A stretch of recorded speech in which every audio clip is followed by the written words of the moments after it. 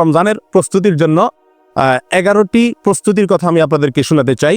11টি tips দিতে চাই, যে টিপসগুলো আমাদেরকে সহায়তা করবে রমজান মাসকে সুন্দরভাবে কাটানোর জন্য।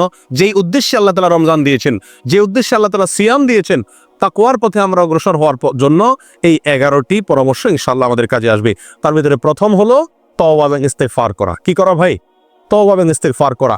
কেউ যদি আল্লাহর কাঠগড়ার আসামি থাকেন, আগে থেকে তার নামে মামলা হয়ে থাকে, আগে থেকে তিনি দাগী আসামি হয়ে থাকেন, তাহলে নতুন করে আল্লাহর পক্ষ থেকে কোনো নেক আমলের তৌফিক তার জন্য পাওয়া একটু কঠিন। এই জন্য আগের যে অপরাধগুলো আছে, রমজান আসছে সেই জন্য আল্লাহর কাছে সেগুলোর জন্য তওবা ইস্তেগফার করে নতুন করে জীবন গড়ার জন্য সংকল্প করতে হবে। নতুন করে রমজান আসছে, আমাকে নতুনভাবে ঘুরে দাঁড়াতে হবে, সেজন্য পিছনের সমস্ত খাতা মুছে ফেলতে হবে, পিছনের সমস্ত গুনাহ খাতার জন্য আল্লাহর কাছে মাফ চাইতে হবে, নতুন জীবন গড়তে হবে, জীবনে মোড় ঘোরাতে হবে, তওবা এবং ইস্তেগফার করতে হবে। করবো তো ইনশাআল্লাহ? এখন থেকে তওবা এবং ইস্তেগফার করে রমজানের জন্য আমরা প্রস্তুতি গ্রহণ করবো ইনশাআল্লাহ। এটা হলো রমজানের প্রথম প্রস্তুতি, তওবা ইস্তেগফার, ফিরে আসা, অন্যায় কাছ থেকে এখন থেকে ফিরে আসতে শুরু করা এবং আল্লাহর কাছে মাফ চাওয়া। আল্লাহর কাছে মাফ চাইলে আল্লাহ সুবহানাহু ওয়া তাআলা যদি ক্ষমা করেন, তাহলে ইনশাআল্লাহ নতুন করে নেক আমলের তৌফিক এবং সুযোগ আমরা লাভ করবো ইনশাআল্লাহ। দ্বিতীয় যে কাজটি করতে হবে সেটা হলো কোরআন এবং সুন্নায় রমজান মাসের যে সমস্ত ফজিলত, মর্যাদা, করণীয় কথা বলা হয়েছে, যে সমস্ত উপকারিতার কথা বলা হয়েছে, সেগুলো এখন থেকে বেশি বেশি আলোচনা করতে হবে, পড়তে হবে, জানতে হবে এবং কল্পনা করতে হবে। মাথায় বারবার রিমাইন্ড করতে হবে যে রমজান কিন্তু আসছে, জানো। হে আমার প্রবৃত্তি, নিজকে নিজে বলতে হবে যে যে রমজান আসছে সেই রমজান আমার জান্নাতে যাওয়ার সুযোগ, সেই রমজান আল্লাহকে সবচেয়ে বেশি সন্তুষ্ট করার সর্বোত্তম উপায়, এই রমজান জান্নাতের বিশেষ গেট দিয়ে প্রবেশের এক সুবর্ণ সুযোগ, এই রমজান আমার পূর্বের সব গুনাহ খাতাকে মাফ করার উপায়, এই রমজান আমার জীবনকে পরিবর্তন করার উপায়, এই রমজান শয়তানের সঙ্গে যে আমার কুস্তাকুস্তি চলে, লড়াই চলে, সে আমাকে অন্যায় করাতে চায়, আমি ভালো থাকতে চাই, সেই লড়াইয়ে আমার জেতার সুযোগ, কারণ আল্লাহ শয়তানকে এই মাসে বেঁধে রাখেন, আমার সুযোগ এ মাসে আমি তাকে হারিয়ে জান্নাতি হওয়ার সুযোগ পেতে পারি। এই যে রমজানের যে সমস্ত উপকারিতাগুলো আছে, রমজানের প্রস্তুতি হলো আগে থেকে সেগুলো মনে মনে কল্পনা করতে হবে, আলোচনা করতে হবে নিজেদের মধ্যে। তাহলে কি হবে? রমজানের জন্য আমরা মানসিকভাবে কি হব? প্রস্তুত হতে পারবো ইনশাআল্লাহ। তৃতীয় যে কাজটি করতে হবে সেটি হলো ক্ষমা এবং সওয়াব লাভের জন্য, রমজান মাসে মাগফিরাত লাভের জন্য, অতিরিক্ত সওয়াব আল্লাহ সুবহানাহু ওয়া তাআলার কাছ থেকে সংগ্রহ করার জন্য এখন থেকে মানসিকভাবে দৃঢ় প্রতিজ্ঞা করতে হবে। মানসিকভাবে কি করতে হবে ভাই? দৃঢ় প্রতিজ্ঞা করতে হবে, এরাদা করতে হবে, পাক্কা এরাদা করতে হবে এখন থেকে যে আমি এই রমজান, জীবনের যত রমজান যেভাবেই গেছে না গেছে, এই রমজানটা আর আমি কি করবো না, হেলায় কাটাবো না। ভাই নবী সাল্লাল্লাহু আলাইহি সাল্লামের জীবনে 7 বা 8টি রমজান পেয়েছেন, সাহাবায়ে কেরাম বেশিরভাগ সাহাবীদের জীবনে 2, 4, 5, 6, 7, 8টি রমজান পেয়েছেন। আমরা এক একজন আলহামদুলিল্লাহ জন্মসূত্রে মুসলিম, আমরা আলহামদুলিল্লাহ প্রাপ্তবয়স্ক হওয়া থেকে মৃত্যু পর্যন্ত রমজান পাচ্ছি, 30-40 বার জীবনে রমজান পাচ্ছি। তারা জীবনে 2, 4, 6টি, 7টি, 8টি রমজান পেয়েছেন, প্রাপ্তবয়স্ক হয়েছেন, 40-45 বছরে মুসলমান হয়েছেন, কয়েক বছর পরে মারা গেছেন, শহীদ হয়ে গেছেন, জিহাদের ময়দানে গেছেন, মাত্র কয়েক বছর রমজান পাইছেন। রমজানের রোজা ফরজ হয়েছে যখন, তারপর নবী সাল্লাল্লাহু আলাইহি সাল্লাম মাত্র 7-8 বছর বেঁচে ছিলেন। তাহলে অল্প কয়েকটা রমজান পেয়েছেন, কিন্তু সেগুলোকে এত সুন্দর ব্যবহার করেছেন যে তাদের জীবনে তারা সফল হয়ে গেছেন। প্রিয় বন্ধুগণ, আমরা 30-40টা রমজান পাইও সেগুলোকে সফলভাবে কাটাতে পারি না। এর অন্যতম একটা কারণ হলো এটার জন্য আমাদের পূর্ব প্রস্তুতিটা ভালোভাবে থাকে না। অতএব প্রিয় বন্ধুগণ, রমজানের তৃতীয় প্রস্তুতি হলো আল্লাহর পক্ষ থেকে এই মাসের খায়ের, বরকত, ক্ষমা, মাগফিরাত এগুলো পাওয়ার জন্য মানসিকভাবে দৃঢ়ভাবে কি করতে হবে? পাক্কা ইচ্ছা এবং প্রতিজ্ঞা করতে হবে যে না, এই রমজানে আমার টাকা আসুক আর না আসুক, ব্যবসা হোক আর না হোক, অন্য কোনো দিক থেকে লাভ বা ক্ষতি যাই হোক না কেন, আমি প্রতিজ্ঞা করলাম এই রমজানটা আমি ব্যতিক্রম রমজান কাটাবো, এই রমজানে আমি আমার মালিককে খুশি করে ছাড়বো, এই রমজানে আমি আমার জাহান্নামের খাতায় নাম যদি লেখা হয়ে থাকে আল্লাহ না করুক কাটায় ছাড়বো, এই রমজানে আমি জান্নাতীদের খাতায় নাম লেখাই ছাড়বো ইনশাআল্লাহ। এই জন্য প্রতিজ্ঞা করতে হবে। 4 নম্বর যে প্রস্তুতিটা নিতে হবে প্রিয় বন্ধুগণ, সেটা হলো এই রমজানের আগে গত বছর বা তার আগের জীবনের কোনো রমজানের রোজা যদি কাজা হয়ে থাকে, এই শাবান মাসে শেষ হতে না হতেই সেই রোজাগুলো আগে কি করতে হবে? রাখতে হবে। একটি রমজান আসার আগে আগেই পূর্বের রমজানের রোজা কি করতে হয়? কাজা করে শেষ করতে হয়। যদি থেকে থাকে সেগুলো পূরণ করতে হবে। মা বোনদের থাকার সম্ভাবনা থাকে তাদের শেষ করার জন্য উৎসাহ দিতে হবে। নিজেদের থাকলে কোনো অসুস্থতার কারণে বা কোনো কারণে যদি রমজানের রোজা বাদ যেয়ে থাকে, তাহলে এই রমজানের আগে আগে সেগুলো শেষ করতে হবে। এটা হলো 4 নম্বর প্রস্তুতি। নাম্বার 5, আল্লাহ সুবহানাহু ওয়া তাআলা সাধারণ যে ক্ষমা ঘোষণা করেন রমজান মাসে, ওয়ালিল্লাহি উতাকাউ মিনান নার, আল্লাহ সুবহানাহু ওয়া তাআলা রমজান মাসে বহু লোককে ক্ষমা করে দেন, বহু লোককে আল্লাহ তাআলা কি করেন? ক্ষমা করে দেন, মুক্ত করে দেন জাহান্নাম থেকে। এই যে আল্লাহ সাধারণ ক্ষমা, এটা পাওয়ার জন্য কোন কোন হাদিসে কয়েকটি শর্ত আছে, তার ভিতরে একটি হলো শিরক থেকে মুক্ত হওয়া। কি থেকে মুক্ত হওয়া? শিরক থেকে মুক্ত হওয়া। আরেকটা হলো হিংসা থেকে মুক্ত হওয়া। রমজান আসছে, আল্লাহ তাআলা অটোমেটিক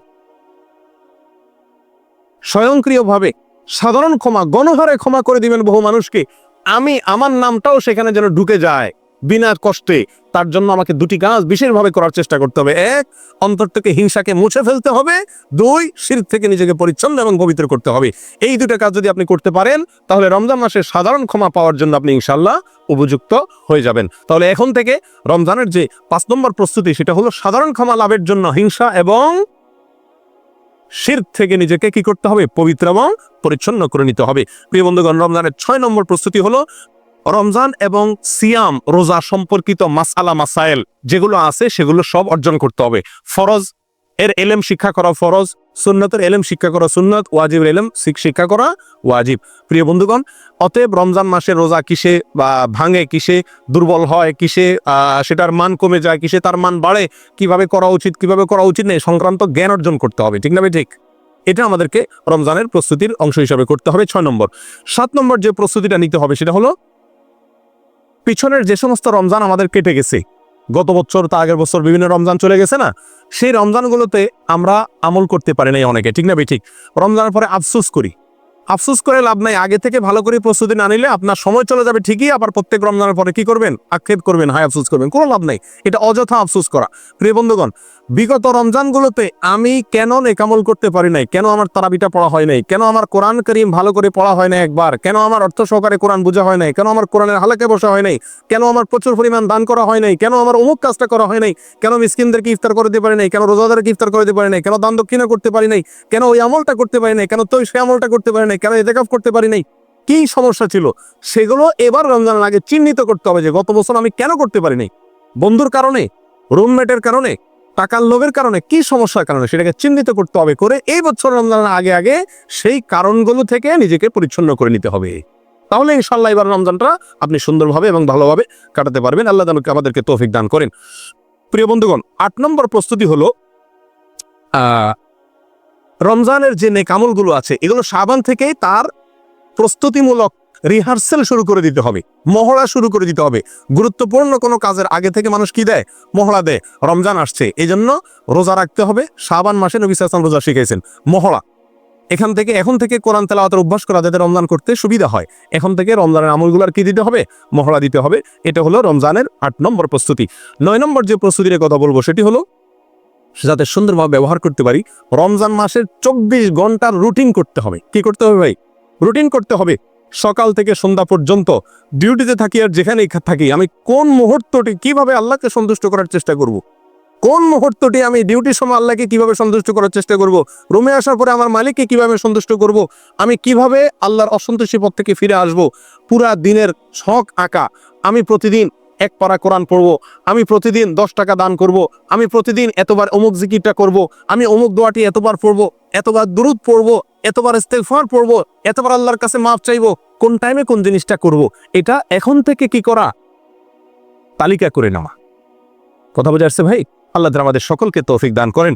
প্রিয় বন্ধুগণ, রমজানের শেষ 10 নম্বর যে প্রস্তুতি, রমজানের 10 নম্বর প্রস্তুতি হলো শুধুমাত্র হেলাল কমিটির দিকে চেয়ে থাকি আমরা শাবানের শেষ তারিখে যে রমজানের চাঁদ উঠছে কিনা। সবাই আজকাল এখন তো হেলাল কমিটিও না, মোবাইলের দিকে তাকায়, টেলিভিশন আর রেডিওর খবরের দিকে তাকায় যে চাঁদ ওঠার কোনো খবর আসছে কিনা। চাঁদ দেখার সুন্নতটা পৃথিবী থেকে বিদায় হওয়ার পথে। হেলাল কমিটির লোকজন, চাঁদ দেখা কমিটির লোকজন চাঁদ দেখবে, ঠিক আছে, কিন্তু আমাদেরও চাঁদ দেখার জন্য চেষ্টা করা উচিত। এই সুন্নতটা দুনিয়া থেকে বিদায় হয়ে গেছে। চাঁদ দেখার একটা দোয়া নবী সাল্লাল্লাহু আলাইহি ওয়াসাল্লাম শিক্ষা দিয়েছেন, আল্লাহুম্মা আহিল্লাহু আলাইনা বিল আমনি ওয়াল ঈমান ওয়াস সালামাতি ওয়াল ইসলাম। আল্লাহ নিরাপত্তা এবং শান্তি নিয়ে যেন এই চাঁদ আমাদের মাঝে আগমন করে, এই দোয়া নবী সাল্লাল্লাহু আলাইহি ওয়াসাল্লাম শিক্ষা দিয়েছেন। অতএব রমজানের প্রস্তুতি 10 নম্বর প্রস্তুতি হবে শাবানের শেষ তারিখে, 29 তারিখে যার যার সাধ্য অনুযায়ী চাঁদ দেখার জন্য পশ্চিম আকাশে একটু অনুসন্ধান চালানো। কথা বুঝে আসছে ভাই? আমরা সবাই করবো তো ইনশাআল্লাহ? এটা আমরা জীবনে কয়বার করেছি সন্দেহ আছে। ছোটবেলা হয়তো গ্রামে থাকতে করা হয়েছে, আর করা হয় নাই। চেষ্টা করতে হবে যেখানে থাকি আমি নিজে সাধ্য অনুযায়ী চাঁদটা দেখার চেষ্টা করব। যদি দেখলাম তাহলে দোয়াটা পড়ার সুযোগ পেয়ে গেলাম। 11 নম্বর সর্বশেষ রমজানের প্রস্তুতি হলো ভাই বেশি বেশি আল্লাহর কাছে দোয়া করা এখন থেকে, মালিক আমি যতই চেষ্টা করি তোমার তৌফিক না হলে কোনো ভালো কাজ করার তৌফিক হবে না। আল্লাহ রমজানে কত মানুষ সৌভাগ্যবানদের কাতারে নাম লেখাবে, আল্লাহ কত মানুষ ক্ষমাপ্রাপ্ত হয়ে যাবে, আল্লাহ কত মানুষ জান্নাতি হয়ে যাবে। মালিক আমি যেন সেই সৌভাগ্যবানদের কাতারে হতে পারি, আল্লাহ তুমি একটু আমাকে তৌফিক দিও, সহজ করে দিও। এজন্য এখন থেকে আল্লাহর কাছে কি চালাইতে হবে? দোয়া চালাইতে হবে। আল্লাহ আমাদের সকলকে তৌফিক দান করেন।